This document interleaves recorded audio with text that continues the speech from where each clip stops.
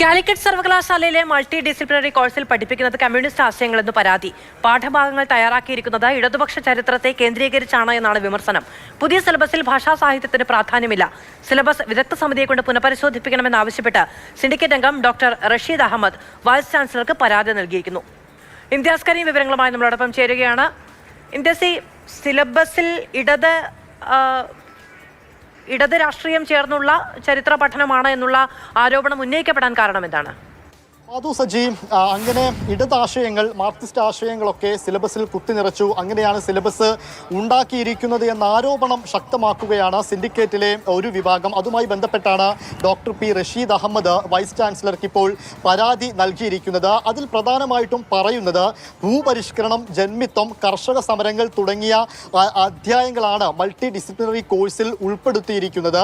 അതൊക്കെ ഇടതുപക്ഷ സർക്കാരിൻ്റെ മേന്മകളെക്കുറിച്ച് പറയാനും ഇടതുപക്ഷമാണ് കേരളത്തിൽ സമൂഹത്തിന്റെ വളർച്ചയ്ക്ക് ഉതകുന്ന കാര്യങ്ങൾ ചെയ്തത് എന്ന് പറയാൻ വേണ്ടിയിട്ടാണ് അങ്ങനെ അധ്യായങ്ങൾ ഉൾപ്പെടുത്തിയതെന്ന് പറയുന്നു. അതോടൊപ്പം തന്നെ അതിൽ എടുത്തു പറയുന്ന മറ്റൊരു പ്രധാനപ്പെട്ട കാര്യം, ഈ മൾട്ടി ഡിസിപ്ലിനറി കോഴ്സ് എന്ന് പറയുന്നത് പുതിയ സിലബസ് ആണ്.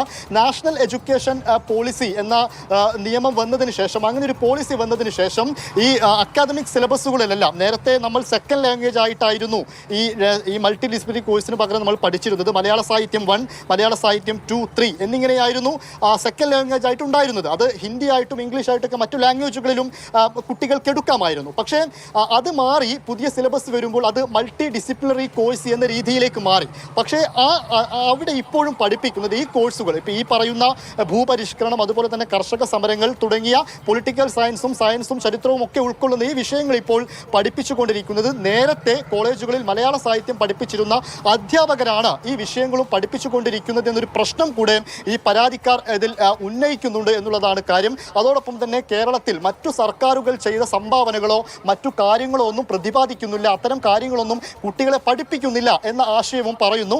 അതോടൊപ്പം ഭാഷാ സാഹിത്യത്തിന് ഈ സിലബസിൽ ഒട്ടും പ്രാധാന്യമില്ല എന്നുകൂടെയാണ് പരാതിക്കാർ ഇതിൽ പറയുന്ന ഒരു പ്രധാനപ്പെട്ട കാര്യം. അത് ഈ ബോർഡ് ഓഫ് സ്റ്റഡീസ് അത് വീണ്ടും പുനർപരിശോധനയ്ക്ക് തയ്യാറാവണം. പുനർപരിശോധിച്ചതിന് ശേഷം അതിൽ കടന്നുകൊണ്ടിരിക്കുന്ന പരാതിക്കാരനായ